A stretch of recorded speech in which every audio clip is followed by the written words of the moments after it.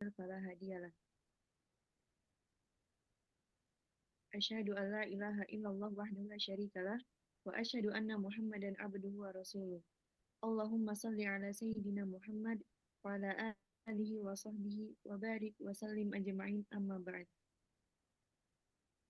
Fadilatul Ustadz Aceng Rahmat war Ustadz Hambali Kamusyrif Al-Maddatil Quran wa Zumalai Al-A'izza. Awalan, hayya bina nashkurullah azza wa jalla alladhi qad a'tana ni'man katsiratan hatta nastati an najtami fi hadzal yaum al-mubarak. Thaniyan, salatan wa salaman daimaini wa mutalazimaini ala habibina Muhammad sallallahu alaihi wasallam sayyidul khalqi wal khuluq. Wal'an fi hadhil fursa at-tayyibah uridu an unakisha anis sabri wa syukri. Walakinnani lastu wahdi.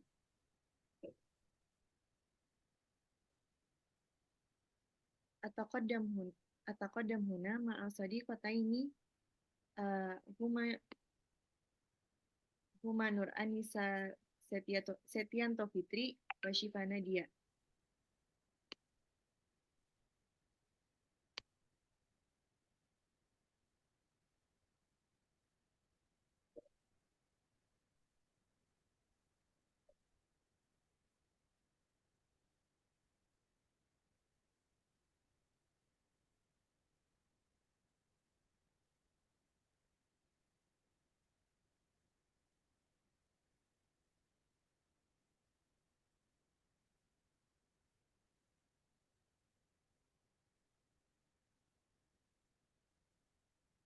Boleh tolong di next.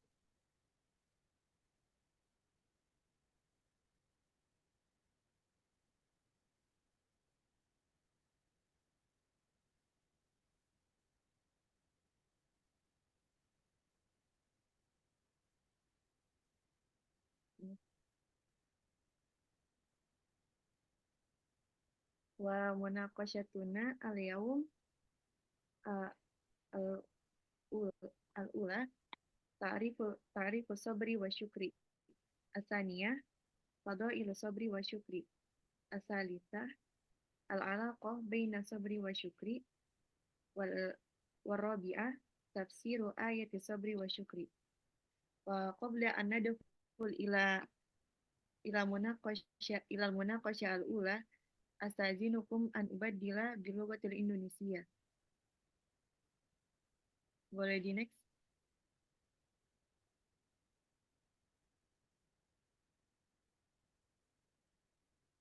Pembahasan pertama yaitu ada definisi syukur dan sabar. Yang pertama yaitu ada sabar.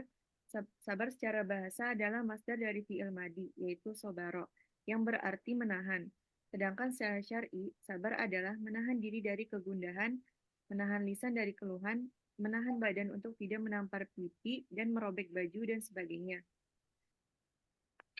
Sedangkan menurut Asy-Syaikh Al-Utsaimin rahimahullah berkata bahwa sabar adalah habsun nafsi ala umur salasa. Al-awwal ala ta'atillah, asani an maharimillah, asalis ala aqdarillah al-muallimah. Yang artinya menahan diri dari 3 perkara, yaitu menahan diri untuk senantiasa di atas ketaatan kepada Allah, menahan diri dari hal-hal yang diharamkan oleh Allah, dan menahan diri dari berkeluh kesah atas takdir Allah.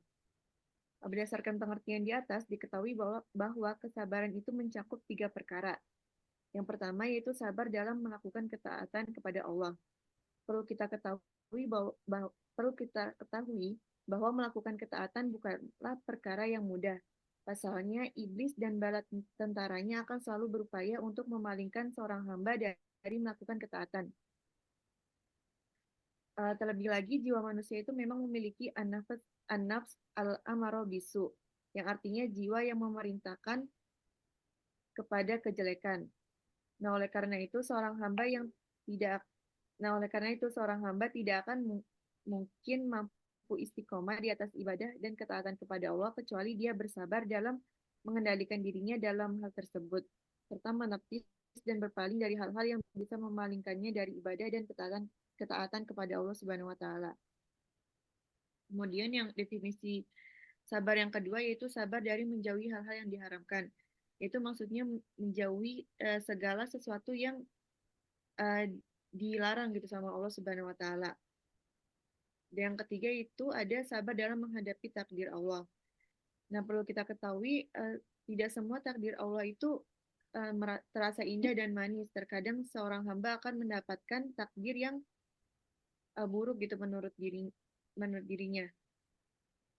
Seorang hamba itu tidak akan mungkin bisa menghadapi berbagai ketentuan tersebut kecuali dengan bersabar dan menyerahkan dirinya kepada Allah Subhanahu wa taala. Ketika hamba mampu bersabar, ujian dan cobaan yang menimpanya akan terasa lebih ringan. Selain itu, ujian dan cobaan yang menimpa seorang hamba merupakan ujian kejujuran imannya. Di samping itu tentunya akan mendapatkan ganjaran yang berlipat ganda atas kesabaran tersebut. Boleh di next.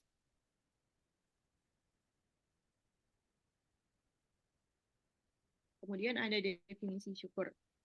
Syukur secara bahasa adalah bentuk masdar dari syakaro yashkuru. Artinya adalah mengakui nikmat dan menampakkannya. Sedangkan syukur secara syar'i adalah segala hal yang merupakan balasan terhadap sebuah nikmat.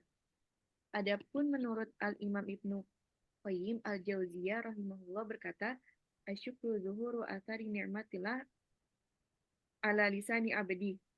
Asana'an wa tirofan wala qalbihi syuhudan wa mahabbatan wala jawarihi inqiyadan wa ta'atan. Yang artinya, syukur adalah nampaknya jejak nikmat Allah melalui lisan hambanya dalam bentuk pujian dan pengakuan, melalui hati hambanya dalam bentuk persaksian dan cinta, serta melalui anggota tubuh hambanya dalam bentuk ketundukan dan ketaatan. Nah, berdasarkan pengertian di atas, kita ketahui bahwa kesabaran tidak akan terwujud kecuali dengan 3 perkara, yaitu yang pertama, pujian dan pengakuan. Seorang hamba yang bersyukur kepada Allah Subhanahu wa taala akan senantiasa memuji Allah melalui lisannya atas nikmat yang ada padanya. Selain itu, lisannya akan mengakui bahwa nikmat yang ada padanya semata-mata datangnya dari Allah Subhanahu wa taala. Kemudian yang kedua yaitu persaksian dan cinta. Seorang hamba tidak akan mungkin bisa mewujudkan kesyukuran atas nikmat yang diberikan kepadanya, kecuali jika dia mengakui dan mempersaksikan bahwa nikmat yang ada pada dirinya dan selainnya semua semata-mata datang dari Allah Subhanahu wa taala. Selain itu, nikmat yang diberikan kepadanya akan semakin menambah rasa cintanya kepada Allah yang memberikan nikmat. Semakin bertambah nikmat yang ada padanya, maka akan semakin bertambah pula rasa cintanya kepada Allah Subhanahu wa taala. Kemudian yang ketiga yaitu ketundukan dan ketaatan. Rasa syukur seorang hamba tidak akan terwujud kecuali dia menggunakan berbagai nikmat yang diberikan kepadanya untuk tunduk dan taat kepada Zat yang memberikan nikmat, yaitu Allah Subhanahu wa taala. Seperti yang dilakukan Nabi Muhammad SAW yang merupakan hamba Allah yang paling mewujudkan rasa syukur atas nikmat demi nikmat yang diberikan kepadanya. Nabi Muhammad SAW melakukan sholat malam yang luar biasa panjang sehingga kaki beliau menjadi letih dan pecah-pecah. Semua itu beliau lakukan dalam rangka mewujudkan rasa syukur kepada Allah Subhanahu wa taala. Boleh di next.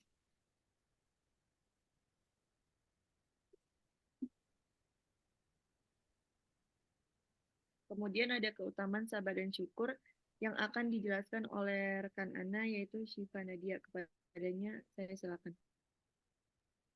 Baik, terima kasih atas kesempatannya, Ukhti Sofia. Saya izin melanjutkan materi pembahasan kita selanjutnya, yaitu keutamaan sabar dan syukur. Boleh di next.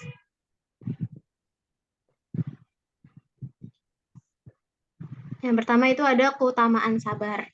Nah, kesabaran ini merupakan akhlak yang mulia lagi utama. Maka orang-orang yang berhias diri dengan akhlak mulia ini, saya menjadi orang-orang yang utama pula. Banyak hal yang menunjukkan keutamaan sifat mulia ini dan orang yang berhias diri dengannya. Di antaranya yaitu yang pertama, mendapatkan pujian dari Allah, pujian dan ganjaran pahala dari Allah. Nah, di sini Allah memuji orang-orang yang bersabar di dalam kitabnya dan mengabarkan bahwasannya Allah akan memberikan ganjaran atas kesabaran tersebut dengan ganjaran pahala yang tidak terbatas. Nah, sebagaimana firman Allah dalam Al-Quran surat Az-Zumar ayat 10, yang berbunyi a'udzubillahi minasyaitonirrajim innama yuwaffas sabiruna ajrahum bighairi hisab, yang artinya hanya orang-orang yang bersabarlah yang disempurnakan pahalanya tanpa batas. Yang kedua yaitu senantiasa mendapatkan hidayah, pertolongan, dan kemenangan dari Allah. Nah, di sini Allah juga mengabarkan bahwa hidayah, pertolongan, dan kemenangan itu akan menyertai orang-orang yang sabar. Sebagaimana firman Allah dalam surat Al-Anfal ayat 46 yang berbunyi, wasbiru innallaha ma'as sabirin, yang artinya dan bersabarlah, sungguh Allah beserta orang-orang yang sabar. Yang ketiga yaitu mendapatkan balasan surga. Nah, di sini Allah juga menjadikan kesuksesan seseorang dengan masuknya dia ke dalam surga dan terbebasnya dari api neraka. Nah, dan perkara tersebut itu tidak akan bisa dilakukan kecuali oleh orang-orang yang sabar.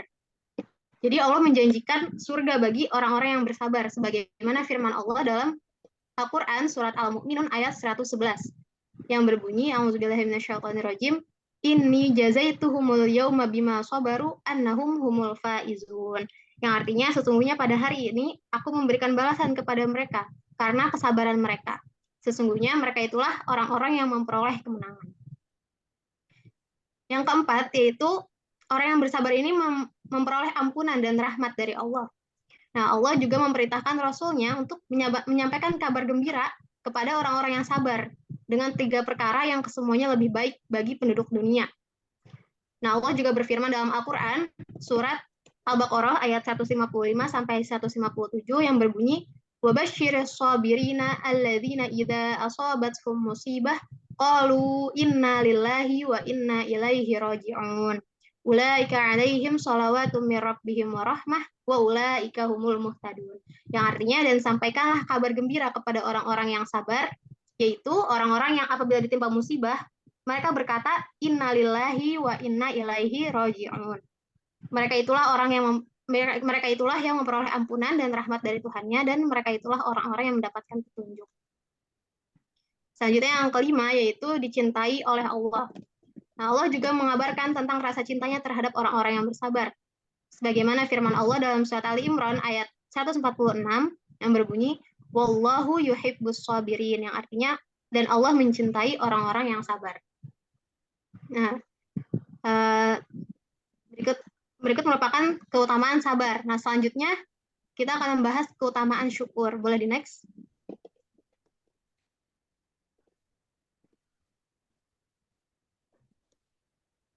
Syukur merupakan akhlak yang mulia, lagi utama, sebagaimana halnya sabar.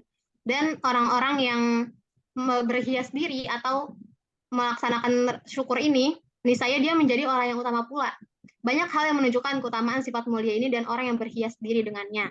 Nah, di antaranya yang pertama yaitu kemanfaatan bersyukurnya itu akan kembali kepada dirinya sendiri dan merupakan sebab terjaganya nikmat. Nah, yang dimaksud di sini adalah jika kita bersyukur, maka manfaat dari rasa syukur itu akan kembali ke diri kita sendiri gitu. Dan rasa syukur itu akan menjadi penyebab terjaganya nikmat kita. Sebagaimana firman Allah dalam Al-Quran surat Luqman ayat 12 yang berbunyi, wa may yashkur fa innama yashkuru li nafsihi wa man kafara fa innallaha ghaniyyun hamid.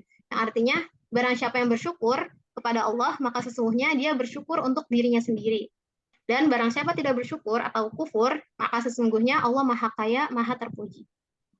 Nah, Al-Husain bin Mahmud Al-Baghawi juga mengatakan, yakni manfaat dari bersyukurnya seorang hamba itu akan kembali kepada dirinya sendiri. Nah, hal ini juga menjadikan sempurnanya kenikmatan dan kelanggengannya. Karena kesyukuran merupakan tali kekang nikmat yang ada dan pemburu kenikmatan yang hilang.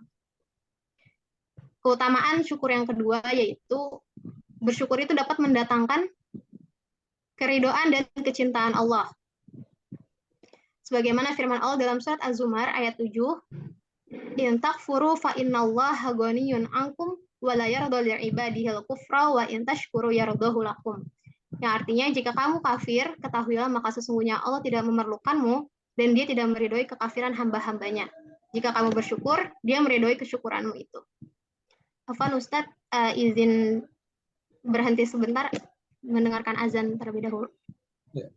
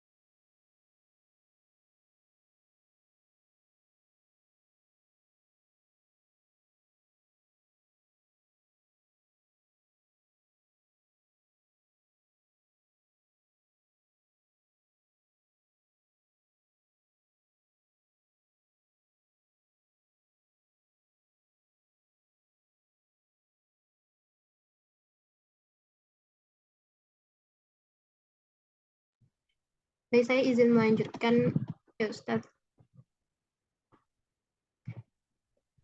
Ya, silakan. Lanjut ke keutamaan syukur yang kedua, yaitu bersyukur mendatangkan keridhaan dan kecintaan Allah. Sebagaimana firman Allah dalam surat Az-Zumar ayat 7 yang berbunyi, in takfuru fa innallaha ghaniyun ankum wa la yarda li ibadihil kufra wa in tashkuru yardahu lakum. Yang artinya jika kamu kafir, ketahuilah maka sesungguhnya Allah tidak memerlukanmu dan dia tidak meridhoi kekafiran hamba-hambanya. Dan jika kamu bersyukur, Allah meridhoi kesyukuranmu itu. Dan Ibnu Katsir rahimahullah berkata, yakni Allah mencintai kalian dan Allah akan menambahkan untuk kalian dari karunia-Nya. Tafsir Al-Quran Al-Azim. Hal itu karena kasih sayang Allah kepada kalian dan kecintaannya terhadap berbuat baik kepada kalian, dan karena tindakan kalian yang selaras dengan tujuan diciptakannya kalian.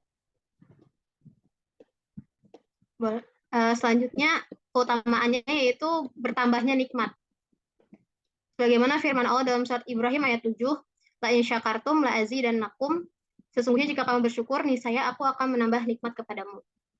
Al-Fairuz Al-Badi juga mengatakan kesyukuran selalu diiringi dengan adanya tambahan nikmat. Karena Allah berfirman, sesungguhnya jika kamu bersyukur, niscaya aku akan menambah nikmat kepadamu. Maka kapanpun kamu melihat keadaan kamu tidak bertambah, maka bersegeralah kamu bersyukur kepada Allah. Jadi jika kita tidak merasa nikmat kita tidak bertambah, maka itu tandanya kita harus lebih banyak bersyukur. Boleh dilanjut?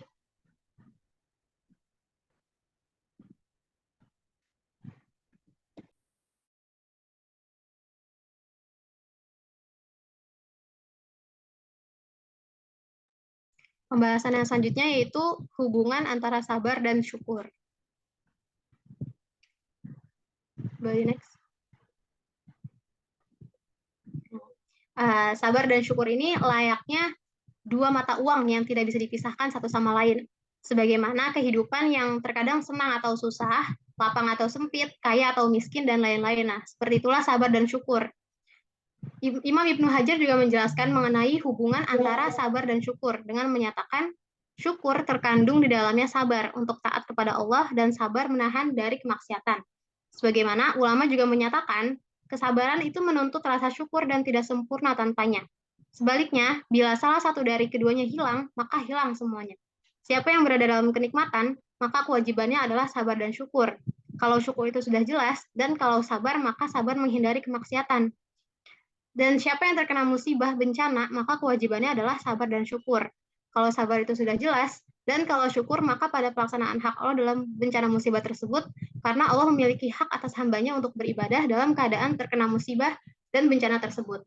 Nah, yang dimaksud di sini adalah sabar dan syukur ini merupakan dua hal yang tidak terpisahkan gitu. Jadi, ketika kita mendapatkan sebuah nikmat, kita mendapatkan nikmat, contohnya kita mendapatkan rezeki yang banyak dari Allah gitu. Kan kewajiban kita sebagai seorang hamba adalah bersyukur. Namun di samping bersyukur itu kita juga harus tetap bersabar gitu. Karena ada orang yang mendapatkan nikmat tapi dia malah jadinya lupa sama kewajiban dia gitu. Nah, yang dimaksud kita harus bersabar juga itu adalah bersabar dalam menahan untuk tidak berbuat maksiat. Nah, selanjutnya ketika kita mendapatkan musibah, kita mendapatkan musibah, itu kita diwajibkan untuk bersabar. Namun di samping bersabar itu juga kita harus tetap bersyukur, karena bisa jadi musibah yang Allah berikan itu merupakan ujian dari Allah yang membuat nilai kita itu bertambah di mata Allah gitu. Jadi jelaslah hubungan antara sabar dan syukur ini tidak dapat terpisahkan dalam diri seorang mukmin. Syukur itu berisi kesabaran, dan kesabaran menuntut adanya rasa syukur, sehingga tidak bisa syukur tanpa sabar, dan tidak bisa pula sabar tanpa rasa syukur. Boleh di next.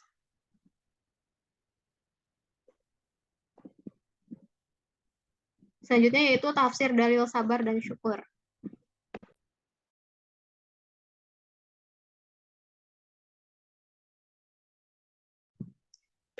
Nah, di sini ada dalil tentang sabar yang terdapat dalam surat Al-Baqarah ayat 153 yang bunyinya a'udzubillahi minasyaitonirrajim, ya ayyuhalladzina amanu sta'inu bis-sabri was-shalah innallaha ma'as sabirin.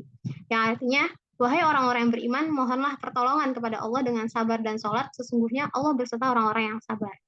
Nah, tafsir ayatnya di sini, ya ayyuhalladzina amanu sta'inu 'alal akhirah bis sabr 'ala ta'ah wal bala wassalah. Khasaha bidzikri litaqarruriha wa 'izamiha. Innallaha ma'as sabirin bil aun. Nah, yang dimaksud tafsirnya di sini adalah ya ayyuhalladzina amanu sta'inu 'alal akhirah. Wahai orang-orang yang beriman, mintalah kamu pertolongan kepada Allah dalam mencapai kebahagiaan akhirat. Nah, jadi yang dimaksud sabar di dalam ayat Al-Quran ini adalah jalan untuk mencapai kebahagiaan di akhirat. Itu dengan jalan bersabar. Nah, lalu alat ta'ah wal bala. Nah, yang dimaksud sholat di sini kan kita harus meminta pertolongan kepada Allah dengan sabar dan sholat. Yang dimaksud sholat ini adalah ketaatan. Kita taat melakukan ibadah dan sabar dalam menghadapi al-bala atau cobaan. Khosoha bidzikri litaqarruriha wa izamiha. Ya, dikhususkan menyebutkannya disebabkan berat dan berulang-ulang. Sesungguhnya innallaha ma'as sabirin, sesungguhnya Allah bersama orang-orang yang sabar. Itu artinya Allah selalu melimpahkan pertolongannya kepada orang-orang yang sabar. Kemudian tidak hanya melimpahkan nikmatnya, Allah juga menimpakan berbagai cobaan kepada orang-orang yang beriman. Karena itu Allah meminta mereka bersabar dan terus melaksanakan sholat.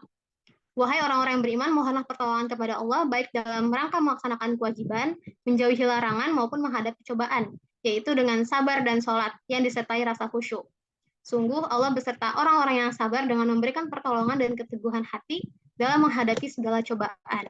Nah, di antara cobaan yang dihadapi orang mukmin dalam mempertahankan keimanan mereka adalah berperang melawan kaum kafir, sebagaimana yang sedang dialami oleh saudara kita di Palestina. Dan janganlah kamu mengatakan bahwa orang-orang yang terbunuh di jalan Allah itu mereka telah mati. Sebenarnya mereka itu hidup, tetapi kamu tidak menyadarinya. Mereka hidup di alam yang lain, mereka hidup di sisi Allah. Dan mereka mendapatkan nikmat yang demikian besar dari Allah.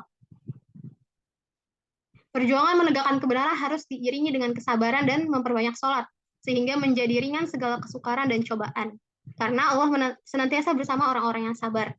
Allah akan menolong, menguatkan, dan menenangkan orang-orang yang berjuang menegakkan kebenaran agama. Boleh dilanjut?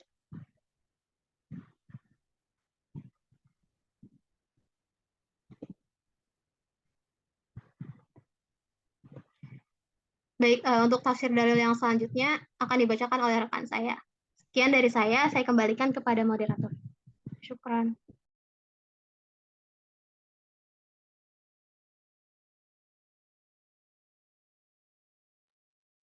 Baik, terima kasih atas penjelasannya. Untuk tafsir ayat selanjutnya itu akan dijelaskan oleh rekan Ana Nur Anissa Setianto Fitri, kepadanya. Baik, terima kasih moderator atas kesempatannya. Selanjutnya untuk dalil sabar yang kedua yaitu ada dari Quran surah Al-Anfal ayat 46 yang berbunyi, A'udzubillahi minasyaitonirrajim, wa atii'ullaha wa rasulahu wa la tanaza'u fatafshalu wa tadhhaba rihukum wasbiru innallaha ma'as sabirin. Yang artinya, dan taatilah Allah dan Rasul-Nya, dan janganlah kamu berselisih yang menyebabkan kamu menjadi gentar dan kekuatanmu hilang, dan bersabarlah. Sungguh Allah beserta orang-orang yang sabar. Untuk tafsirnya, wa atii'ullaha wa rasulahu wa la tanaza'u tahtalifu fima bainakum fatafshalu tajbunu wa tadhhabu rihukum quwwatakum wa daulatakum wasbiru innallaha ma'as sabirin bin nasri wal aun. Wa atii'ullaha wa rasulahu wa la tanaza'u, dan taatlah kepada Allah dan Rasulnya, dan janganlah kalian berbantah-bantahan, tahtalifu fima bainakum, saling bersengketa di antara sesama kalian, fatafshalu, yang menyebabkan kalian menjadi gentar, tajbunu, yang membuat kalian menjadi pengecut, wa tadhhabu rihukum, dan hilang kekuatan kalian, quwwatakum wa daulatakum, kekuatan dan kedaulatan kalian lenyap, wasbiru innallaha ma'as sabirin, Dan bersabarlah, sesungguhnya Allah beserta orang-orang yang sabar. Bin nasri wal aun. Dia akan memberikan bantuan dan pertolongannya.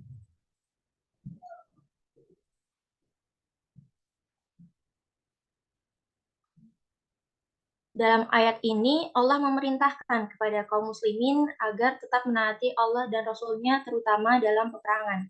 Ketaatan kepada Rasul dengan pengertian bahwa beliau harus dipandang sebagai komandan tertinggi dalam peperangan yang akan melaksanakan perintah Allah dengan ucapan dan perbuatan. Ketaatan kepada Rasul dalam arti taat kepada perintahnya dan siasatnya menjadi syarat mutlak untuk mencapai kemenangan. Allah memerintahkan pula agar jangan ada perselisihan di antara sesama tentara, karena perselisihan itu membawa kelemahan dan akan menjurus kepada kehancuran, sehingga akhirnya dikalahkan oleh musuh. Pertikaian menyebabkan kaum muslimin menjadi gentar dan hilang kekuatannya. Kaum muslimin diperintahkan untuk sabar karena Allah selalu bersama dengan orang-orang yang sabar. Sabar di sini ada 5 macam. Yang pertama itu ada sabar menjalankan ketaatan kepada Allah dan Rasul-Nya. Yang kedua, sabar dalam menjauhi larangannya. Yang ketiga, sabar untuk tidak mengeluh ketika menerima cobaan. Yang keempat, sabar dalam perjuangan sampai titik darah penghabisan. Yang kelima, sabar menjauhkan diri dari kemewahan dan perbuatan yang tidak berguna serta hidup sederhana.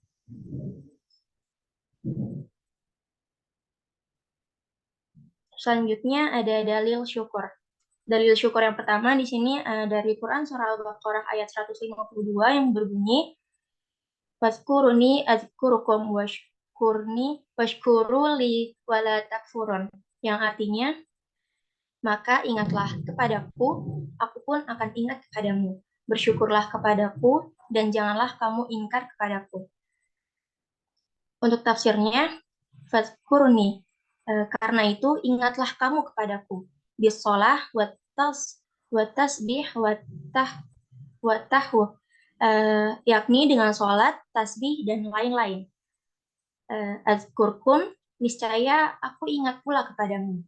Qila ma'nahu ujazikum wa fil hadis anallah man zakaroni fi nafsihi zakartihi fi nafsi wa man zakarni fi mala'a zakarti fi mala'a khair min mala'i. Ada yang mengatakan maksudnya niscaya aku balas amalmu itu dalam sebuah hadis qudsi. Diketengahkan firman Allah, barang siapa yang mengingatku dalam dirinya, niscaya aku akan ingat dia dalam diriku. Dan barang siapa mengingatku di hadapan khalayak ramai, maka aku akan mengingatnya di hadapan khalayak yang baik. Washkuruli, dan bersyukurlah kepadaku, nikmat atas nikmatku dengan jalan taat kepadaku. Wala takfurun, dan janganlah kamu mengingkariku bil maksi, dan dengan jalan berbuat maksiat dan durhaka kepadaku. Maka dengan nikmat yang telah dianugerahkan Allah kepada kaum muslimin, hendaknya mereka selalu ingat kepadanya, baik di dalam hati maupun dengan lisan, dengan jalan tahmid, membaca alhamdulillah, dan tasbih, membaca subhanallah, dan membaca Al-Quran dengan jalan memikirkan alam ciptaannya, untuk mengenal, menyadari, dan meresapkan tanda-tanda keagungan, kekuasaan, dan keesaannya. Apabila mereka selalu mengingat Allah, Dia pun akan mengingat mereka pula. Hendaknya mereka bersyukur kepadanya atas segala nikmat yang telah dianugerahkannya dengan jalan melaksanakan ketentuan-ketentuan yang telah ditetapkannya dan dengan jalan memuji serta bertasbih dan mengakui kebaikannya. Di samping itu, janganlah mereka mengkufuri nikmatnya dengan menyia-nyiakan dan menggunakannya di luar garis-garis yang telah ditentukannya. Sekian pemaparan dari saya, dikembalikan kepada moderator. Baik, terima kasih atas pemaparannya. Boleh di next.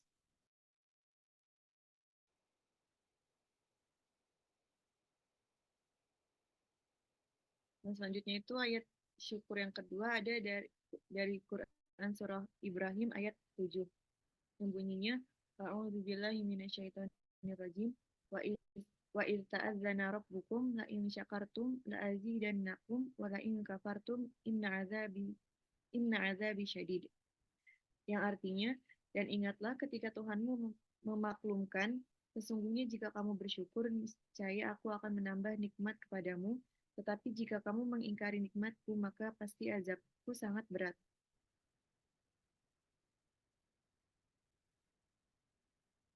Tafsirnya yaitu wa in ta'azzana a'lam. Dan ingatlah ketika Tuhanmu memaklumkan. Nah, memaklumkan di sini itu dapat diartikan memberitahukan. Di sini itu memberitahukan maksudnya Allah itu memberitahukan kepada hamba-hambanya atas apa yang dijanjikan oleh Allah kepada hambanya. Nah, yang untuk penjelasan apa yang dijanjikannya itu di kalimat selanjutnya yaitu Rabbukum la in syakartum ni'mati bitauhid wa ta'ah.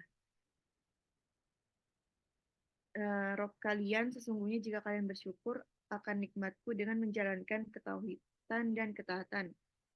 Nah, di sini tuh maksud bersyukur kepada Allah itu yaitu dengan cara kita mentauhidkan Allah dan melakukan ketaatan kepadanya gitu. Habis itu la azidannakum la in kafartum. Pasti kami akan menambah nikmat kepada kalian dan jika kalian mengingkari nikmatku hajatum an-ni'mah bil kufri wal ma'siyah la u'adzibannakum dalla alaihi inna azabi lasyadid. Apabila kalian ingkar terhadap nikmatku itu dengan berlaku kafiran dan kedurhakaan, niscaya aku akan menurunkan azab kepada kalian. Pengertian ini diungkapkan oleh firman selanjutnya yaitu sesungguhnya azabku sangat keras. Nah, di sini kan tadi itu Allah memberitahukan janjinya kepada hambanya, Allah memberitahukan janji-janjinya kepada hambanya. Nah, di sini itu maksud janji Allah itu jika maksud janji Allah yaitu jika seorang hamba bersyukur dengan mentauhidkan dan taat kepada Allah Subhanahu wa taala, Allah akan menambahkan nikmat kepadanya. Dan apabila jika seorang hamba itu ingkar terhadap nikmatnya, Allah itu akan menurunkan azab kepada orang tersebut. Boleh lanjut, boleh di next.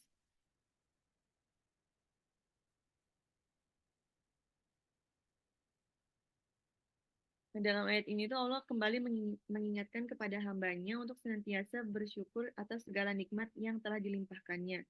Bila mereka melaksanakan rasa syukur tersebut, maka nikmat itu akan ditambah lagi oleh Allah Subhanahu wa taala. Sebaliknya, Allah juga mengingatkan kepada mereka yang mengingkari nikmatnya dan tidak mau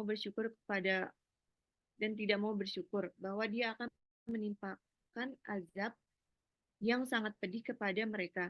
Mensyukuri rahmat Allah bisa dilakukan dengan berbagai cara. Pertama dengan ucapan yang setulus hati. Kedua diiringi dengan perbuatan yaitu menggunakan rahmat tersebut untuk tujuan yang diridhoinya. Baik, boleh di next.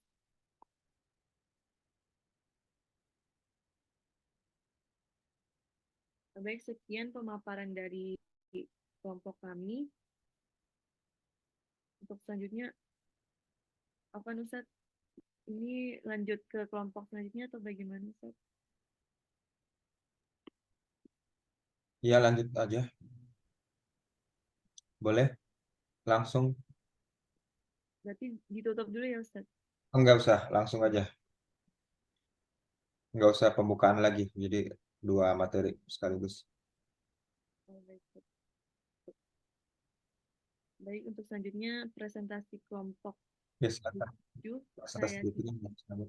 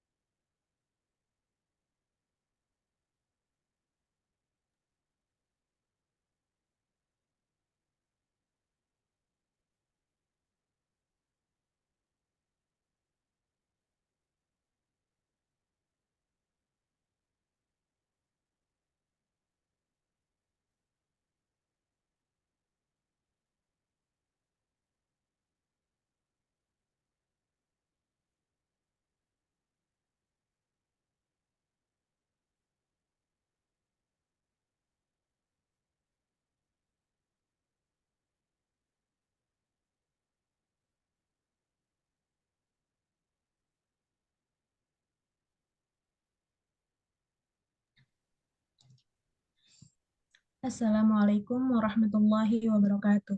Waalaikumsalam warahmatullahi wabarakatuh. Alhamdulillahirabbil alamin wassalatu wassalamu ala asyrafil anbiya'i wal mursalin wa ala alihi wa sahbihi ajma'in amma ba'du. Al-muhtaramun al-asatidz fi hadhihi al-muhadarah al-ustaz Prof. Aceng Rahmat MPD wal ustaz Hambali MPD wa kadzalika al-asdiqa al-ahibba fi hadzal fasl.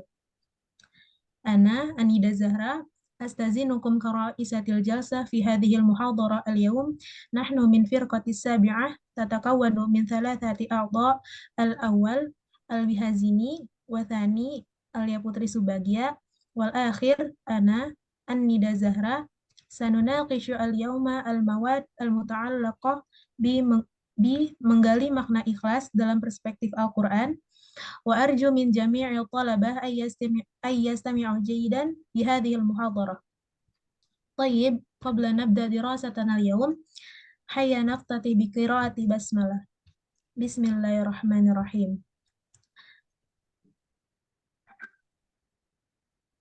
طيب ننتقل إلى محاضرتنا بموضوع menggali makna ikhlas dalam perspektif Al-Quran. Bisa tolong di-share screen?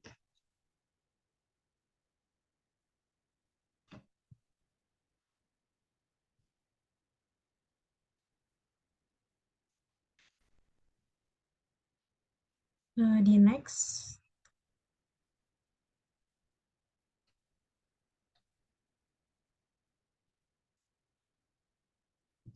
Bisa di next.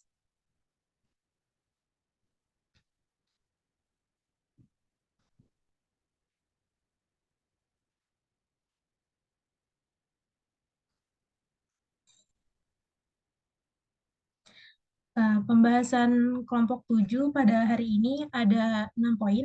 Yang pertama itu ada definisi dari ikhlas menurut Al-Quran. Yang kedua, klasifikasi ikhlas menurut Al-Quran.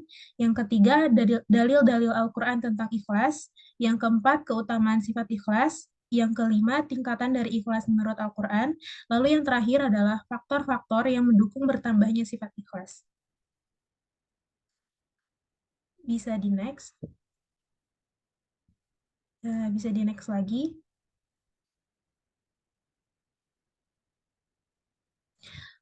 Baik, untuk poin pertama akan dijelaskan oleh salah satu anggota kelompok kami, yaitu Alia Putri Subagia. Kepadanya dipersilakan. Ya, baik. Terima kasih, moderator. Bahasan yang pertama itu ada pengertian ikhlas. Ikhlas memiliki makna keikhlasan atau kesucian niat.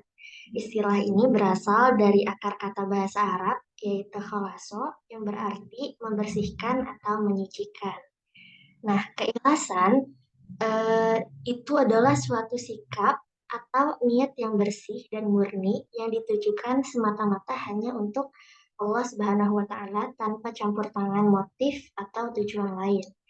Ikhlas adalah menghendaki keridhaan Allah dalam suatu amal, membersihkannya dari segala individu maupun duniawi. Tidak ada yang melatar belakangi suatu amal kecuali karena Allah dan demi hari akhirat.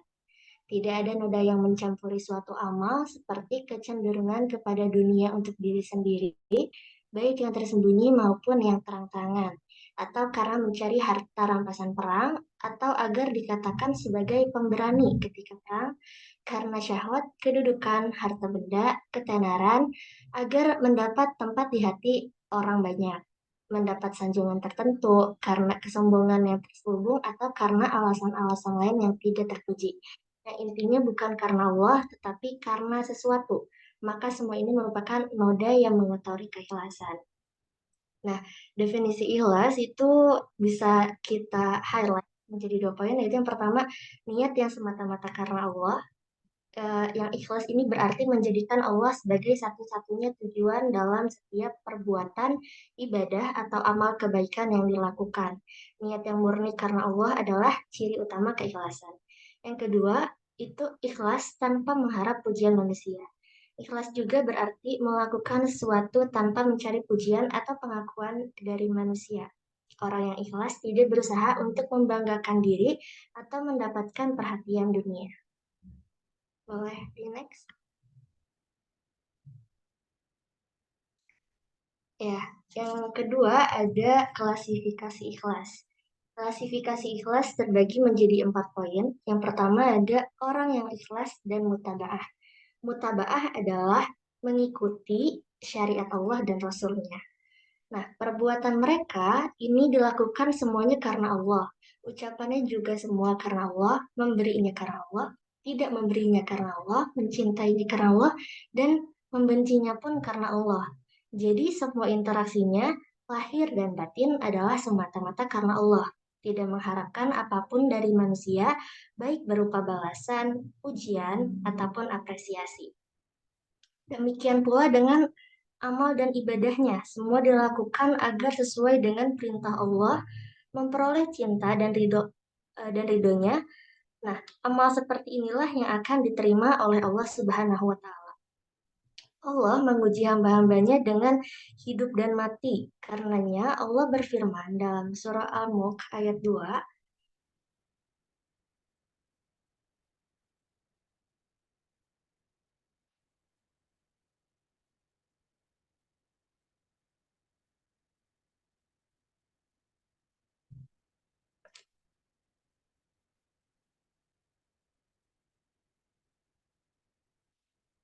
yang artinya itu yang menjadikan mati dan hidup supaya dia menguji kalian. Siapa di antara kalian yang lebih baik amalnya, dan Allah akan menjadikan apa yang ada di atas muka bumi ini sebagai perhiasan untuk menguji manusia. Siapa yang di antara mereka yang paling baik amalnya, maka mereka akan mendapatkan apa yang telah mereka lakukan, sesuai dengan apa yang telah mereka lakukan. Yang kedua ada klasifikasi orang yang tidak ikhlas dan tidak mutaba'ah. Mereka tidak ikhlas dan tidak mengikuti syariat Allah dan Rasul. Nah, mereka inilah adalah makhluk yang paling buruk dan sangat dibenci oleh Allah Subhanahu wa Ta'ala.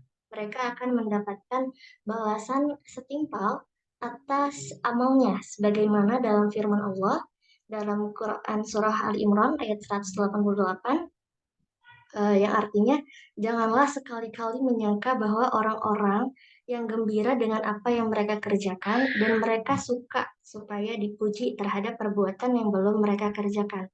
Janganlah kamu menyangka bahwa mereka terlepas dari siksa dan bagi mereka adalah siksa yang sangat pedih. Nah, mereka ini senang dengan apa yang mereka bawa, seperti sifat-sifat yang buruk, dan kasus ini banyak terjadi pada orang-orang yang menyimpang dari jalan yang lurus dari kalangan orang-orang yang menganggap dirinya adalah sebagai ahli ilmu, padahal mereka telah melakukan perbuatan yang buruk seperti ria, sum'ah, dan lain sebagainya. Nah, mereka ini adalah kelompok yang termasuk kepada dalam orang-orang yang sesat.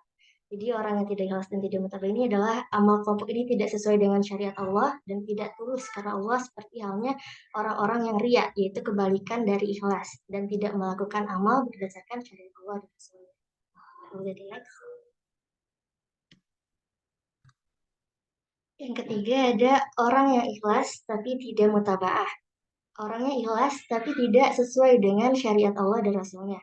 Mereka ini seperti ahli ibadah yang bodoh, orang-orang yang beribadah karena Allah tidak sesuai perintahnya, bahkan meyakini ibadahnya tersebut merupakan bentuk takorup kepada Allah.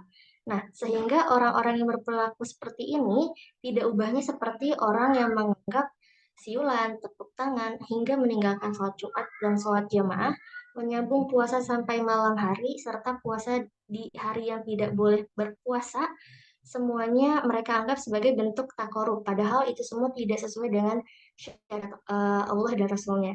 Dan yang terakhir ada orang yang mutaba'ah dan tapi tidak ikhlas. Mereka mengikuti syariat Allah dan Rasul tapi mereka tidak ikhlas. Nah, kelompok ini seperti ketaatan orang yang berbuat ria. Amal mereka tampak seperti amal solih, tetapi sebenarnya tidak solih, sehingga tidak diterima oleh Allah Subhanahu wa Ta'ala. Semua manusia ini tidak diperintahkan kecuali untuk beribadah kepada Allah sesuai dengan perintahnya, sesuai dengan surah Al-Bayyinah ayat 5, yang artinya padahal mereka tidak disuruh kecuali supaya menyembah Allah dengan memurnikan ketaatan kepadanya dalam menjalankan agama yang lurus. Nah, mereka hanya diperintahkan untuk beribadah kepada Allah sesuai dengan perintahnya dan mengikhlaskan diri untuknya. Mereka inilah yang masuk ke dalam kategori hanya kepadamulah kami menyembah dan hanya kepadamulah kami memohon pertolongan, yaitu merekalah orang-orang yang ikhlas dan juga mutaba'ah. Semoga kita semua masuk ke dalam klasifikasi yang pertama, yaitu orang yang ikhlas dan juga mutaba'ah. Untuk materi selanjutnya akan dijelaskan oleh rekan saya kembalikan kepada moderator. Baik, terima kasih kepada Alia Putri Subagia atas pemaparannya. Untuk poin selanjutnya akan dijelaskan oleh rekan saya, yaitu Albi Hazimi. Kepadanya dipersilakan. Oke, bismillah. Izin melanjutkan daripada pembahasan sore hari ini. Selanjutnya itu ada ikhlas menurut ayat Al-Quran. Yang ayat pertama kita akan bahas Quran surah Al-Bayyinah ayat 5. A'udzu billahi minasyaitonir rajim. Wa ma umiru illa liya'budullaha mukhlishina lahu-d-din hunafa'a wa yuqimus salata wa yu'tuz zakata wa dzalika dinul qayyimah.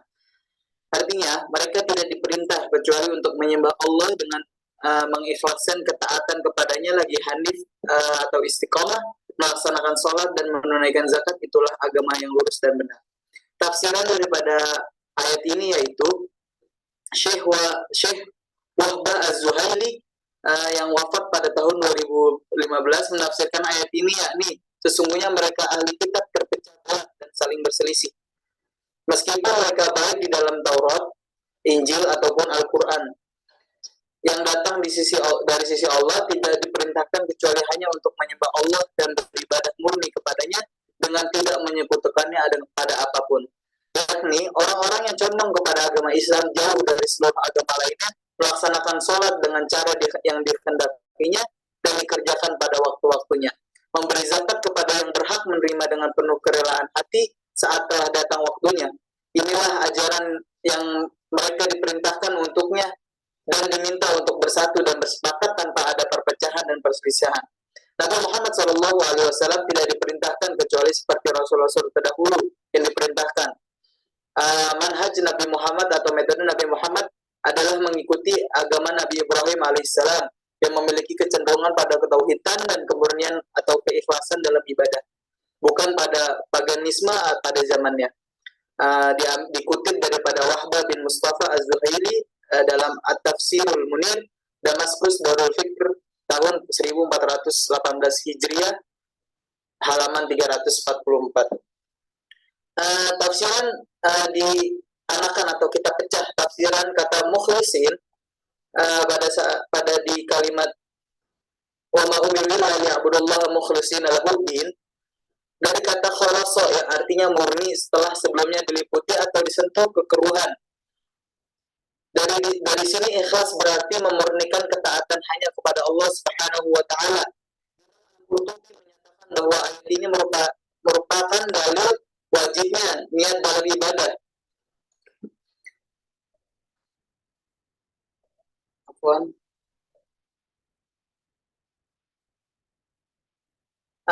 Imam Al-Qurtubi menyatakan dalam dalil yaitu hadza dalalan ala wujub niyyah fil ibadah fa innal ikhlas min amalil qalbi wa huwa alladhi yuradu bihi wajhullah ta'ala la ghairi. Artinya dalam firman Allah atau firman Allah dalam mukhlisin lahu-d-din menunjukkan atas wajibnya niat dalam ibadah, karena sesungguhnya ikhlas itu termasuk pekerjaan atau yakni sesuatu yang dikehendaki adalah zat Allah bukan selainnya. Dikutip Syamsuddin Al-Qurtubi dalam Tafsirul Qurtubi Mesir Darul Kutub Al-Misriyah tahun 1384 Hijriah atau 1964 Masehi, halaman 144. Lalu kata hunafa merupakan bentuk jama dari hanif yang artinya lurus atau cenderung kepada sesuatu. Islam adalah agama yang hanif, lurus dan pertengahan, tidak condong kepada materialisme, tidak juga terlalu condong kepada spiritualisme yang memisahkan urusan dunia. Ia juga agama yang qayyimah, lurus dan tidak bengkok. Imam Al-Qurtubi dalam tafsirannya menjelaskan kata hunafa dengan makna ma'ilin anil adiyani kullaha, ila dinil Islam. Artinya yakni orang-orang yang condong dari agama-agama seluruhnya pada agama Islam.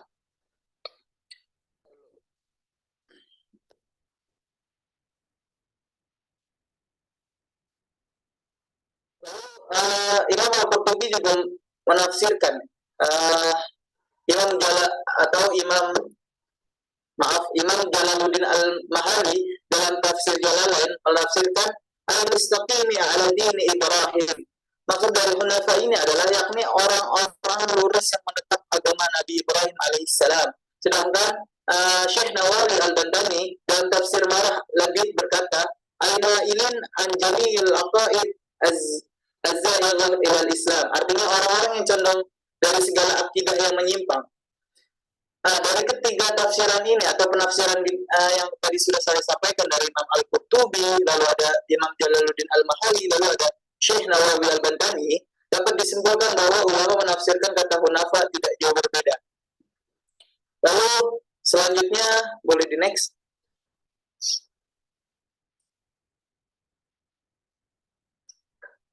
Yang kedua ada Quran surah Az-Zumar ayat 2. A'udzu billahi minasyaitonir rajim. Inna anzalna ilaikal kitaba bil haqqi fa'budillaha mukhlishina lahuddin. Yang artinya, sesungguhnya kami menurunkan kitab atau Al-Quran kepadamu Nabi Muhammad dengan hak, maka sembahlah Allah dengan mengikhlaskan ketaatan kepadanya.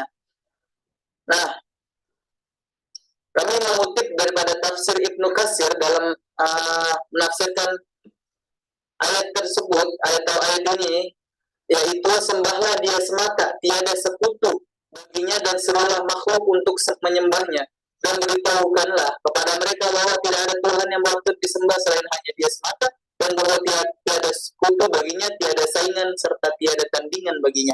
Lalu dalam tafsir Kementerian Agama Republik Indonesia mengutip atau menafsirkan bahwasanya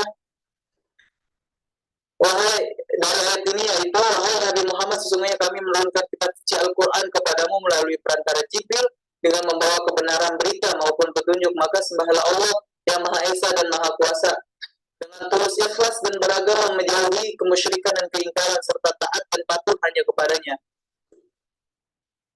Boleh di next. Lalu selanjutnya ada keutamaan sifat ikhlas. Ikhlas merupakan ibadah hati yang istimewa karena memiliki keutamaannya yang luar biasa. Antara lain keutamaan daripada sifat ikhlas yaitu yang pertama, ikhlas merupakan syarat diterimanya amal perbuatan.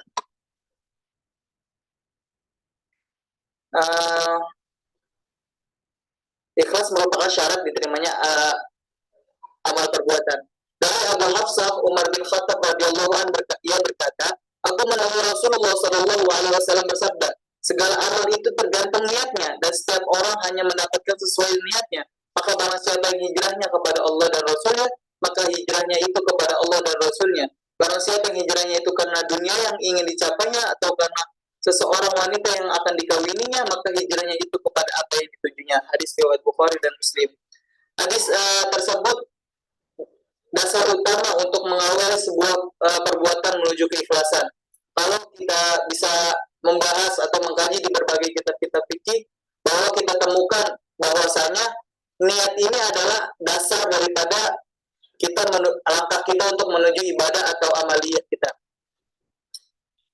Ikhlas berarti berniat melakukan perbuatan atau amalan semata-mata karena Allah tanpa niat yang ikhlas. Perbuatan manusia tidak memiliki nilai sedikit pun di hadapan Allah. Dengan demikian, ikhlas merupakan hakikat amal perbuatan manusia. Lalu ikhlas merupakan rahasia amal soleh. Sebuah amalan tidak berguna di sisi Allah tanpa disertai keikhlasan.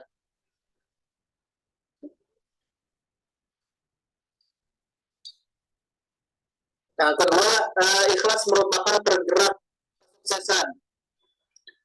Dalam Al-Quran, The Ultimate Script, Astrid Darmawan dan Muhammad Hidayat menulis pernyataan mengenai hadis Nabi SAW tentang niat di atas sebagai berikut. Niat adalah maksud yang bersumber dari energi aktif yang diwujudkan. Ia adalah potensi pikiran yang sudah ada sebelum teraktualisasi akibat yang dihasilkan potensi ini atau niat akan senantiasa berbanding lurus dengan apa yang Anda niatkan atau pikirkan sebelumnya. Nasihat atau lebih tepatnya formula kerja akal dari Rasulullah SAW ini sangat istimewa. Alasannya, manusia tidak perlu memprediksi hasil apapun dari perbuatannya. Tetapi, seberapa besar energi aktif yang Anda salurkan ke jiwa, maka sebesar itu pula hasil yang akan muncul di semesta yang besar. Perjalanan sukses manusia sesungguhnya sangat terkait dengan pertumbuhan amal dan amal soleh dan pertumbuhan ibadah yang dilakukannya. Sedangkan titik tolak sebuah ibadah tergantung keikhlasannya. Dengan demikian, apabila tombol ikhlas dinyalakan pada setiap putaran kehidupan atau kita terapkan setiap kehidupan kita, sesungguhnya kita sedang dan telah menyatukan semua potensi diri, hati, pikiran, perasaan, dan seluruh tubuh untuk meraih apa yang kita inginkan.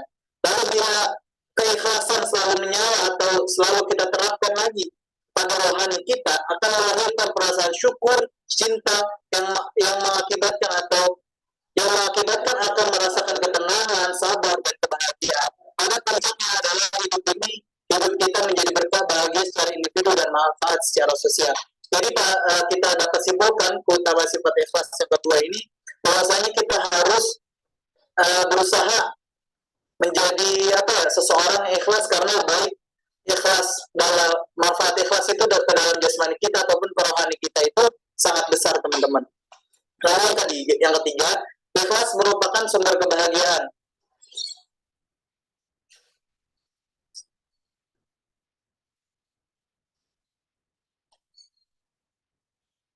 Kita ketika hidup, kita harus memilih untuk hidup bahagia atau hidup menderita. Kita pasti semua memilih hidup bahagia. Maka dari itu, kita harus berusaha nih, bagaimana caranya bisa hidup bahagia. Kalau bisa meraih kebahagiaan dalam arti hakiki, paling tidak kita akan berusaha mati-matian untuk menghindari hidup menderita. Ibarat kata, kita tidak mencapai ketenangan. Kita tidak bisa mencapai ketenangan dalam hal apapun, tapi kita tidak juga merasakan hal kesedihan dalam apapun.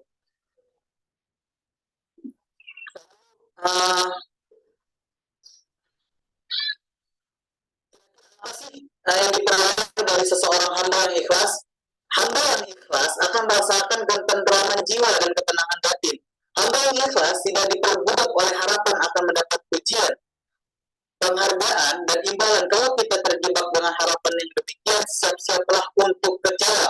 Harapan belum tentu sama dengan kenyataan, manakala kenyataan ternyata jauh dari harapan. Maka timbul penderitaan yang diakibatkan rasa kecewa dan sakit hati.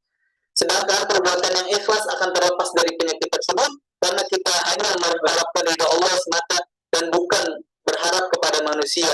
Kenikmatan bagi seseorang yang ikhlas diperoleh bukan dari mendapatkan, melainkan dari apa yang bisa dipersembahkan. Dengan demikian, orang-orang yang ikhlas pasti akan memiliki jiwa yang tenang, tentram, dan damai dalam hidupnya.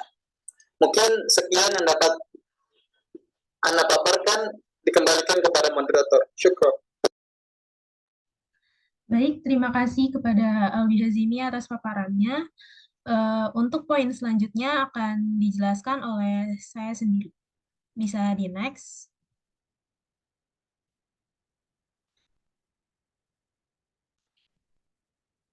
Ya, poin selanjutnya adalah tentang tingkatan-tingkatan ikhlas menurut Al-Quran. Ikhlas mempunyai beberapa tingkatan. Yang pertama, tingkatan ikhlas yang pertama ialah tingkatan orang yang begitu selesai beramal, dia tidak merasa perlu melihatnya kembali, memperhatikannya, atau mengharapkan balasan. Jadi orang yang berada pada ikhlas tingkatan pertama ini adalah orang yang beramal dengan sukarela dan senang hati. Dengan demikian, dia menjadi orang yang ikhlas beramal semata-mata karena Allah Subhanahu wa Ta'ala, bukan demi kepentingan diri sendiri ataupun kepentingan orang lain.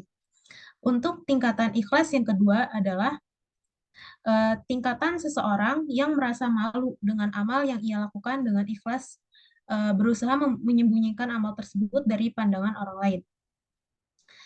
Orang-orang yang berada pada ikhlas tingkatan kedua ini menganggap keikhlasan beramalnya merupakan karunia Allah atas orang-orang yang ikhlas. Yang dimaksud dengan kata merasa malu pada poin tersebut adalah merasa malu kepada Allah. Karena pada prinsipnya seorang mukmin merasa amalnya terlalu sedikit, untuk dipersembahkan kepada Allah meski segala daya upaya sudah dikerahkan. Nah, dalam poin ini, orang yang beriman seharusnya tidak merasa yakin amalnya akan diterima oleh Allah Subhanahu wa taala. Sebagaimana contoh dalam sebuah ayat yang mensifati orang-orang beriman yang mengerjakan amal soleh, yaitu Quran surat Al-Mu'minun ayat 60 sampai ayat 61 yang berbunyi, yang berarti, dan orang-orang yang memberikan apa yang telah mereka berikan dengan hati yang takut, karena mereka tahu bahwa sesungguhnya mereka akan kembali kepada Tuhan mereka. Mereka itu bersegera untuk mendapat kebaikan-kebaikan dan merekalah orang-orang yang memperolehnya. Quran Surat Al-Mu'minun ayat 60 dan 61.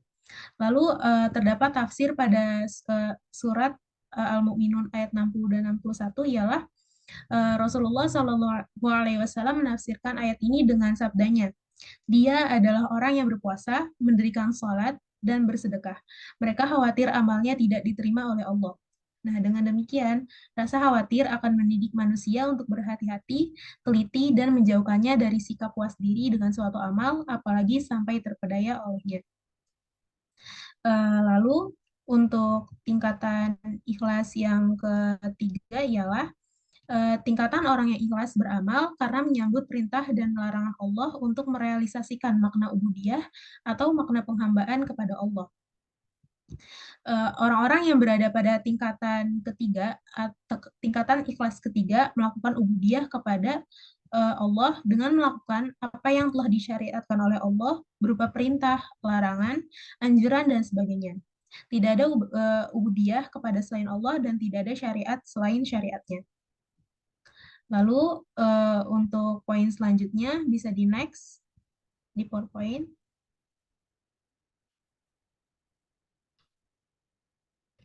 Lalu poin terakhir dari presentasi kali ini ialah faktor-faktor yang mendukung bertambahnya sifat ikhlas. Yang pertama adalah belajar menuntut ilmu yang bermanfaat. Menuntut ilmu yang bermanfaat ini kita bisa mempelajari Al-Quran serta hadis. Lalu poin yang kedua, berteman dengan orang-orang yang solih. Berteman dengan orang-orang yang solih dapat memotivasi diri untuk mengikuti jejak dan tingkah laku mereka yang baik, mengambil pelajaran dan mencontoh akhlak mereka yang baik. Rasulullah Shallallahu Alaihi Wasallam memberikan perumpamaan tentang sahabat yang baik dan yang tidak baik dengan sabda beliau yang berarti sesungguhnya perumpamaan teman yang baik dan teman yang buruk ialah seperti pembawa minyak wangi dan peniup tungku api atau pandai besi. Lalu untuk poin faktor yang ketiga ialah membaca sirah atau perjalanan hidup orang-orang yang ikhlas. Nah, banyak sekali kisah yang Allah sebutkan di dalam Al-Quran atau kisah yang dikisahkan oleh Rasulullah SAW tentang orang-orang yang mukhlis atau orang-orang ikhlas. Kisah-kisah tersebut dikisahkan agar menjadi ibrah dan contoh bagi orang-orang sesudahnya. Lalu untuk faktor yang keempat ialah bersungguh-sungguh melawan hawa nafsu. Dan poin yang terakhir ialah berdoa dan memohon pertolongan kepada Allah. Berdoa dan memohon kepada Allah termasuk salah satu jalan yang bisa menguatkan agar seseorang bersungguh-sungguh untuk ikhlas dalam beribadah. Sekian. Izin tanya Ustadz, apakah ada sesi tanya jawab? Iya, sesi tanya jawabnya bareng ya dengan kelompok pertama tadi. Oh iya Ustadz.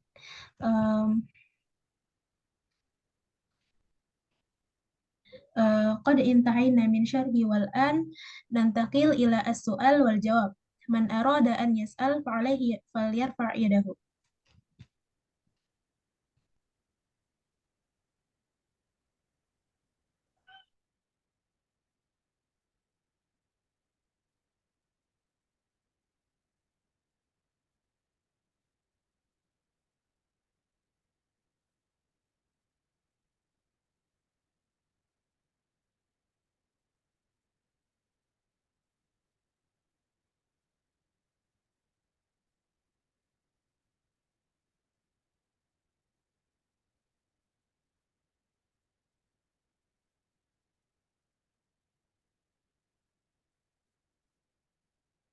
Yang dari Prof. Aceng bisa dibacakan dulu. Ini yang kelompok pertama jadinya nih. Karena terkait dengan kelompok pertama ya temanya. Silakan Izin teman-teman. membacakan. Ya, langsung aja. Bisa jadi bahan diskusi atau juga ada reaksi dari yang lain, bisa dari materi teman-teman, bisa juga dari ini tanggapan Prof. Aceng nih luar biasa. Izin membacakan. Jika mendapat nikmat dia bersyukur, dan bila mendapat musibah dia bersabar, adalah tanda orang yang beruntung dan menandakan dia adalah orang beriman. Namun ternyata ada lagi yang lebih tinggi derajat kehambaannya. Manakala seseorang sudah bisa bersabar, manakala dia mendapat nikmat, dan bersyukur manakala dia mendapat musibah. Bisakah kalian menerangkan lebih lanjut dan memberikan contoh konkretnya?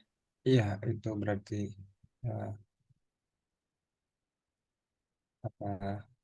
pemantik ya.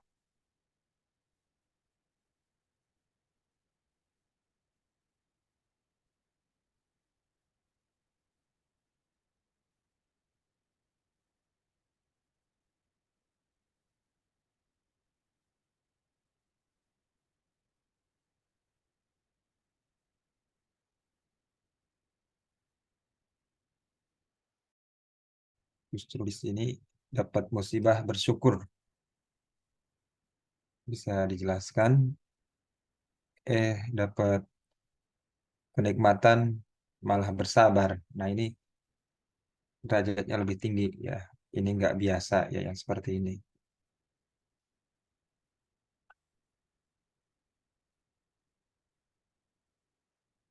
Contoh konkretnya kira-kira siapa?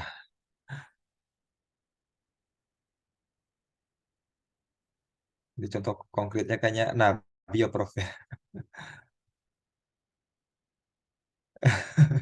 Nabi siapa tuh teman-teman? Nabi Ayub ya. Nabi Ayub. Selain Nabi Ayub, kira-kira siapa ya yang bisa dijadikan contoh?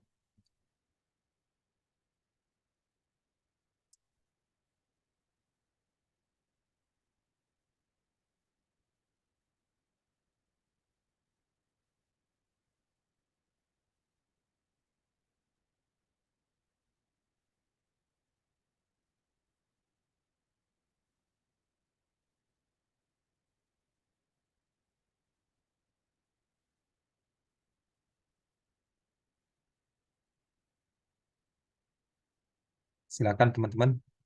Ada lagi yang mau tanya atau istifsar atau lain-lain, silakan bebas. 2 tema nih, luar biasa temanya bagus-bagus. Sabar, ikhlas, sabar dan syukur dan ikhlas ya. Sebetulnya masih ada kaitannya dengan kelas sebelumnya ini teman-teman. Coba izin Prof ya, saya melanjutkan. Presenter juga tadi sudah membahas tentang hal ini. Silakan dibahas ulang. Oh, iya ya, yang tadi itu saya juga sempat mencatat itu yang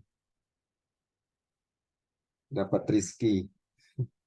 Cuman belum dikonkretkan ya Prof ya. Sudah sih dari teman-teman sudah tuh. Oh ya absen ya, saya lupa. Makasih mau. Ada yang sempat ngeh nggak? Karena yang ngejelasin juga cepet banget tuh.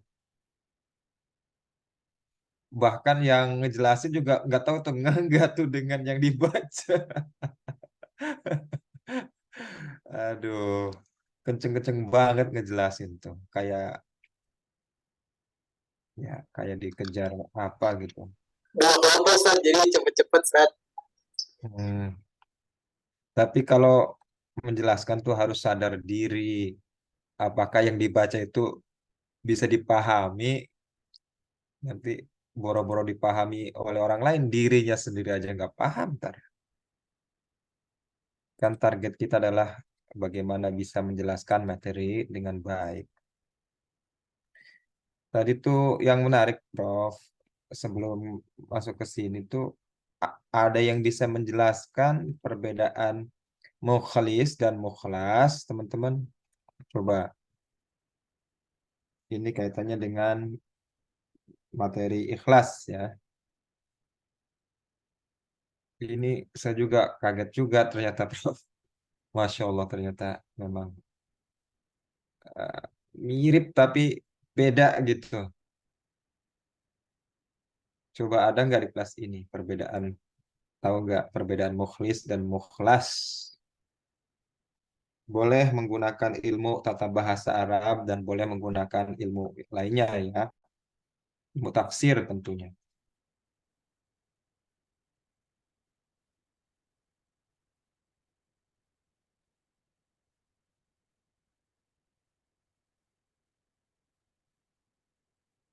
Sambil mikirin, coba teman-teman yang presentasi tadi, bagaimana tuh gambaran Prof.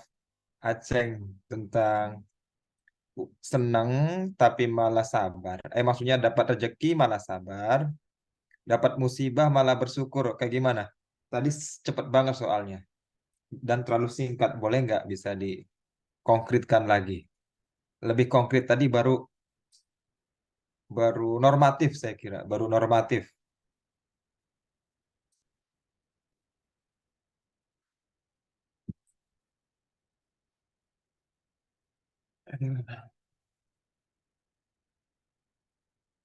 Silakan.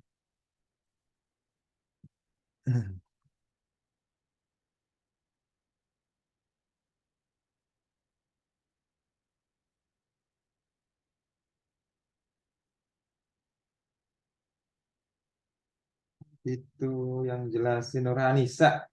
Nur Anissa. Masih ingat gak Nur yang kamu baca? Nur? Aduh, Nur Anissa. Mana tadi? Oh, ini dia. Setianto Fitri ya. Nur Anissa ya.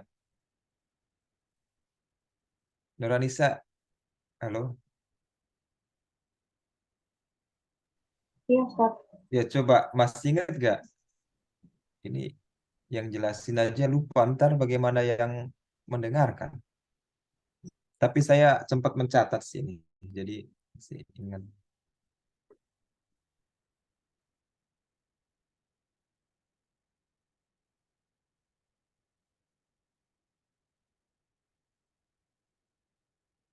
Atau ada yang sudah tahu perbedaan mukhlas dan mukhlis, silakan. Dua pemantik pertanyaan dari kami ya, Prof ya. Karena nggak ada yang nanya sih.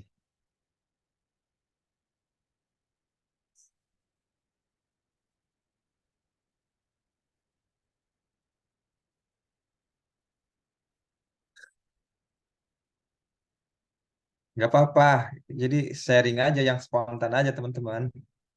Nggak usah dipikirin terlalu dalam gitu loh. Nanti kan akan terbuka dengan sendirinya dari diskusi itu.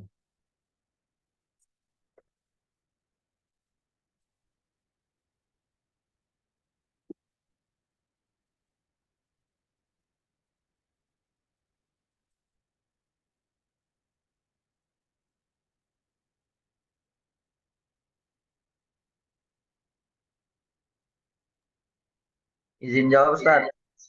Ya, Putra Maulana, bagus nih. Afwan kalau salah, Ustaz. Iya, namanya juga diskusi. Jangan begitu dulu Jangan itu. disalah. Bikin takut orang untuk Ustaz. afan-afan dulu. Enggak, Langsung Ustaz. diskusi. Kalau mukhlis itu orang yang terus berjuang agar bisa ikhlas. Waduh, terus Kalau mukhlas apa ya? Apa ya? Yang tidak mampu digoda syaitan gitulah, Ustaz. Gimana ya? widih, widih. Keren juga Putra Maulana. Atau gimana, Ustaz? Ya, lumayan lah mendekati ini. Ya, salut. Oh ya udah, Tapi kayak alhamdulillah mendekati ya. ya tapi kayaknya omongannya ragu-ragu gitu, nggak pede gitu. Tapi salut ya. Coba ada yang mau lengkapi Putra Maulana?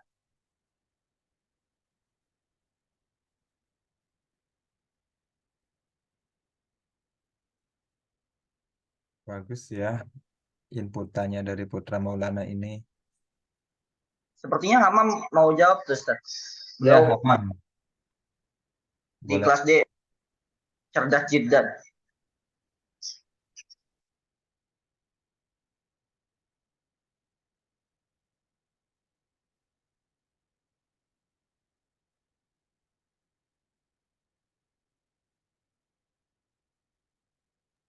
Atau Akhi Arya, Masya Allah.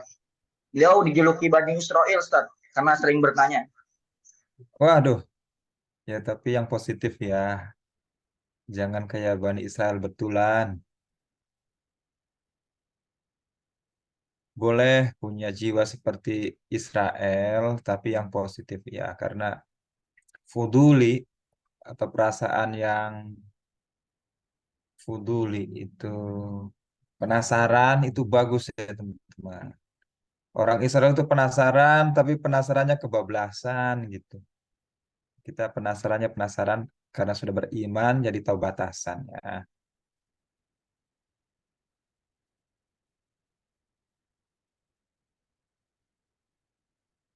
Ya, silakan Arya ya. Iya, izin jawab. Ustaz mau nyoba. Iya, iya. Mukhlis itu orang yang apa ya? Bisa dibilang yang pengen berusaha buat ikhlas gitu. Kalau mukhlas itu mungkin tahapannya lebih tinggi dari mukhlis. Jadi hidupnya tuh udah ikhlas. Jadi apa-apa tuh udah karena Allah aja gitu. Tanpa apa ya? Intinya tingkatannya mungkin lebih tinggi, Ustaz. Oh gitu. Apa Oh, dalilnya mengatakan seperti itu?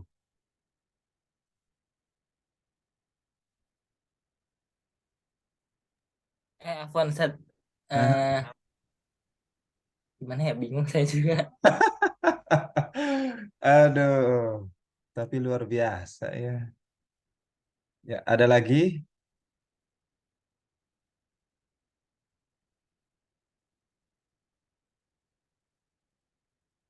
Baru 2 orang nih. Minimal 3 lah kalau diskusi itu sebagai penengah. Ada 3 apa pendapat ya, ada 3 inputan.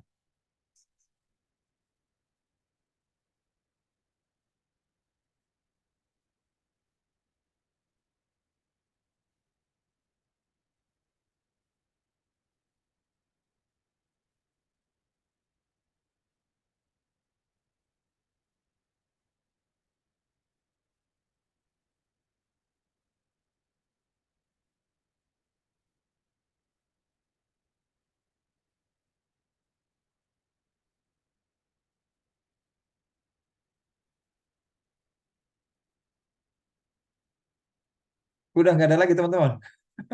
Ditungguin. Eh, Ayo Hamam nih, astagfirullah kata Arya nih. Ayo bebas aja, santai aja. Kita namanya diskusi itu terbuka, yang ringan gitu. Kadang diskusi tuh mahasiswa zaman sekarang tuh baru pede kalau udah buka chat GPT.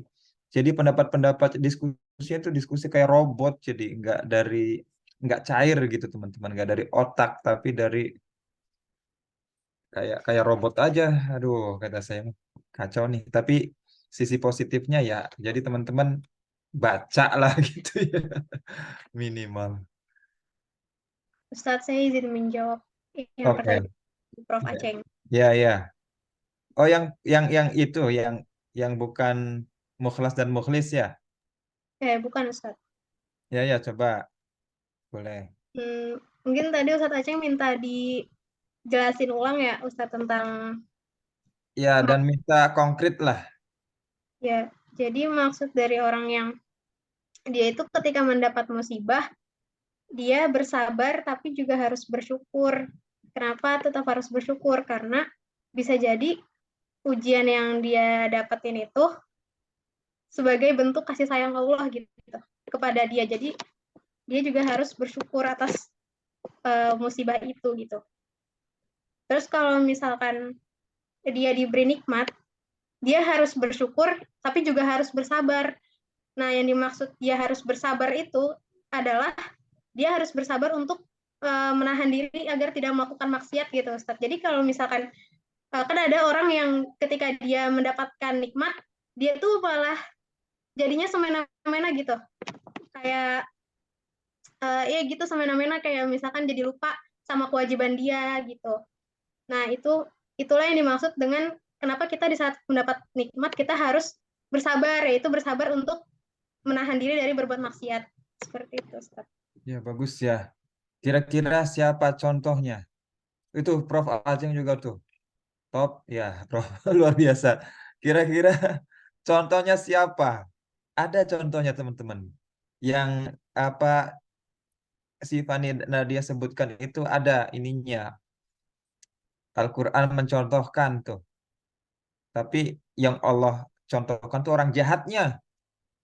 Dia beriman gitu. Dan berlatar belakang dari orang miskin juga.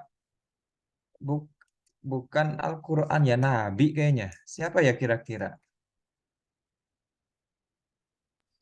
Ada yang tahu?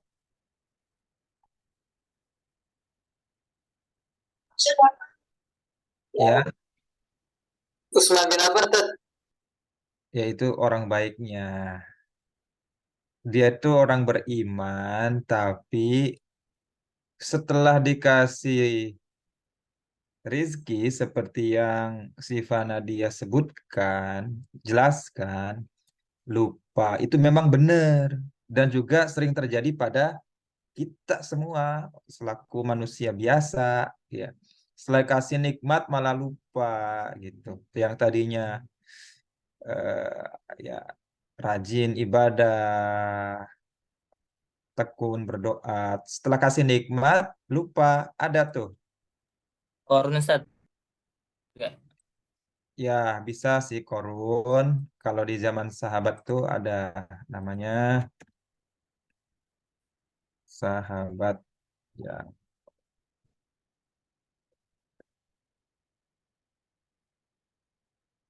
Hmm.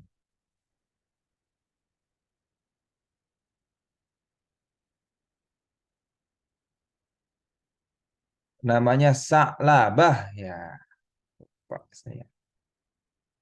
Nanti teman-teman bisa tuh cek sendiri sahabat Sa'labah itu ketika meninggal itu dipersulit sampai Allah, sampai Nabi datang ya menemui Sa'labah. Ada apa ini Sa'labah? Karena itu dia berjanji gitu. Kalau misalkan sudah dapat kekayaan mau begini-begini, setelah dapat kekayaan enggak gitu. Janjinya tuh enggak dipenuhi. Nah, sama juga seperti orang kampanye tuh, lupa kalau sudah di atas tuh. Ya, dia tuh bagus ya. Kalau orang baiknya sih banyak ya. Orang baiknya seperti Nabi Ayub dan sahabat-sahabat Nabi semua. Kalau diberi, ada sahabat yang kalau diberi nikmat, ya contohlah sahabat Abu Bakar itu ya diberi nikmat, itu sedih gitu kan. Karena nanti ya setiap nikmat pasti ada pertanggungjawabannya juga gitu. Sementara kalau diberi apa diberi cobaan ya memang eh, namanya juga cobaan ya. Jadi kalau cobaan itu kita mampu nggak gitu, bukan nggak ada pertanggungjawabannya nanti kan. Oke, teman-teman ada pertanyaan lagi ya bagus ya teman-teman ya. Yang mukhlas dan mukhlis tadi, kalau mukhlis itu iblis masih bisa mengganggu, masih bisa menyesatkan kalau masih mukhlis. Tapi kalau sudah mukhlas itu iblis nggak mampu melewati mereka. Ya, itu dalilnya di Al-Quran itu banyak sekali. Pokoknya ada redaksi Al-Quran tentang diturunkannya iblis, kemudian iblis berjanji akan menggoda turunan Nabi Adam semuanya, tapi kecuali yang mukhlas gitu teman-teman, bukan yang mukhlis. Bukan yang mukhlis justru. Ya, tapi yang mukhlas gitu. Ya tadi sebetulnya sudah disebutkan sama sama siapa? Putra dan Arya itu sudah bagus ya. Jadi mukhlas itu levelnya di atas mukhlis, karena kalau mukhlis orang yang masih orang yang ikhlas ya, yang masih berusaha ikhlas. Jadi kalau sudah diikhlaskan semuanya kepada Allah, makanya kan isim maf'ul. Sudah diikhlaskan semua kepada Allah, artinya tawakal ala Allah, betul-betul eh, ikhlas gitu kepada Allah, menyerahkan semuanya kepada Allah, itu udah setan nggak bisa masuk gitu, nggak bisa mengganggu hamba-hamba Allah yang mukhlasin ini. Ya teman-teman ya, ini luar biasa sekali. Sedikit saja harokat mukhlis dan mukhlas ya sama-sama positif maknanya, sama-sama positif, tapi Masya Allah dahsyat sekali perbedaannya. Ya baik teman-teman, apakah dari sini ada pertanyaan lagi? Silakan.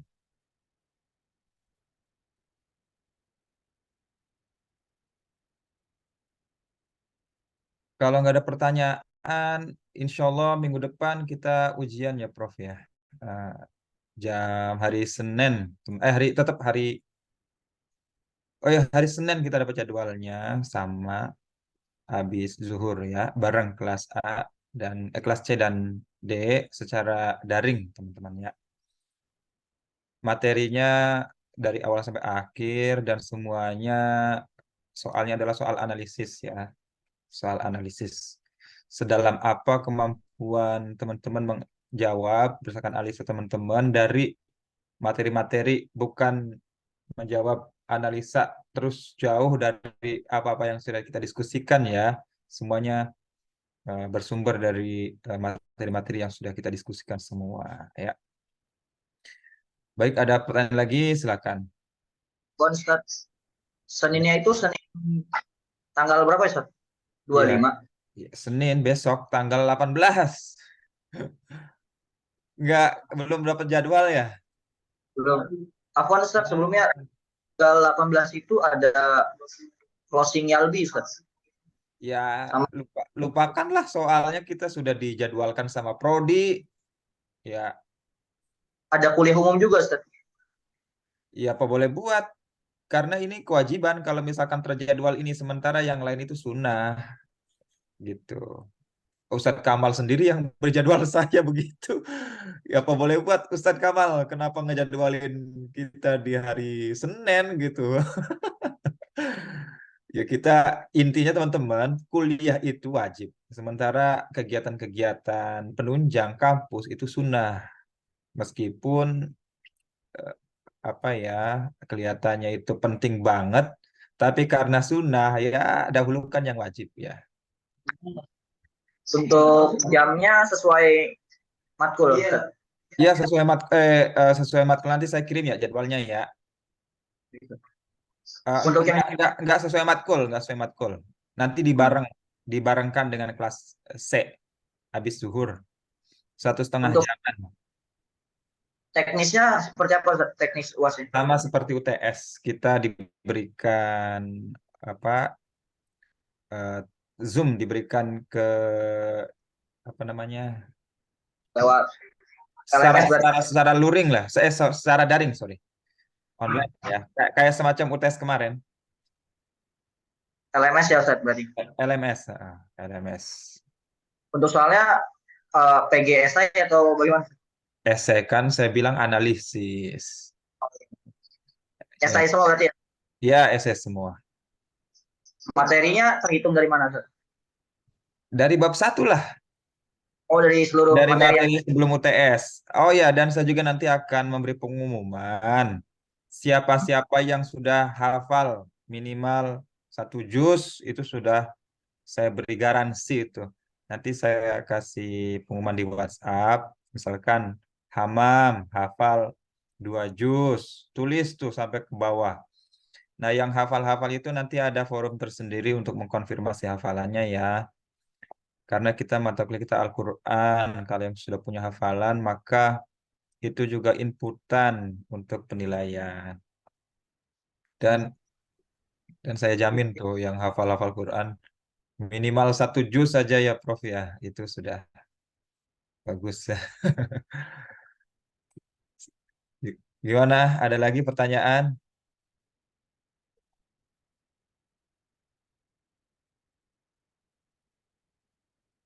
Satu juz itu terserah apakah juz 30 atau juz 1 Al-Baqarah itu ya. Biasanya surat Al-Baqarah lebih mudah dihafal sih daripada surat-surat Makkiyah ya. Cukup teman-teman? Bagaimana? Cukup ya? Baik, kalau misalkan sudah tidak ada pertanyaan, terima kasih ya, karena ini pertemuan terakhir, Prof. Saya sendiri mengucapkan terima kasih banyak ya, Prof. Saya merasa bangga sekali bisa menemani Prof. Ini banyak ilmu dan eh, prinsipnya saya merasa sangat senang, Prof. Bisa menemani, apalagi ini teman-teman semester 5, jadi merasa diskusi seperti ya teman ya. Dan Prof juga memberikan keleluasaan untuk kami untuk berpikir dan berpendapat ya. Yang kemudian Prof juga ikut nimbrung diskusi. Aduh, saya senang sekali, Prof. Eh, untuk Al-Quran ini sampai di sini teman-teman ya. Saya terima kasih eh, atas atensi teman-teman ya. Kemudian untuk mata kuliah Nahu sendiri masih ada satu pertemuan lagi eh, hari Kamis ya, Kamis nanti. Kalau Nahu hari Jumat ya ujiannya. Jadi minggu depan itu sudah ujian semua ya. Baik teman-teman ya, terima kasih banyak atas semuanya. Mohon maaf dari saya jika ada yang kurang berkenan teman-teman ya, karena saya sendiri ya Bro, karena saya sendiri juga eh, ya dosen baru ya, ya Bro. Tapi saya berusaha kalau masuk kelas ya selalu menyiapkan diri dengan banyak membaca dulu gitu. Dengan menyiapkan segala sesuatunya, baik dari si rencana maupun dari sisi isi ya, dari buku-bukunya Prof. Aceng, dari buku-buku referensi PAI, semuanya saya baca-baca ya dalam rangka pertama mengembangkan kapasitas saya, yang kedua ya supaya diskusi di kelas bisa komunikatif ya dan bisa nyambung dengan tujuan pembelajaran universitas ya, kampus. Baik teman-teman, semoga ya saya tuh selalu mengatakan apakah mata kuliah PAI atau Al-Quran, tujuan utama kita adalah dalam rangka meningkatkan ketakwaan itu ya, yang pertama ya pada Allah Subhanahu Wa Taala. Yang keduanya tentu saja ilmu pengetahuan ya, ilmu pengetahuan. Ilmu pengetahuan ini dikonfirmasi dengan ujian. Nah, ujian ini ya kita selaku muslim, mukmin yang bertakwa, ya yang namanya juga ujian ini, ujian akhir itu kadang bisa menjadi cerminan, bisa juga enggak gitu ya. Karena yang namanya manusia luput ya dari kesalahan. Tapi meski demikian, kita selalu berusaha tampil yang terbaik ya.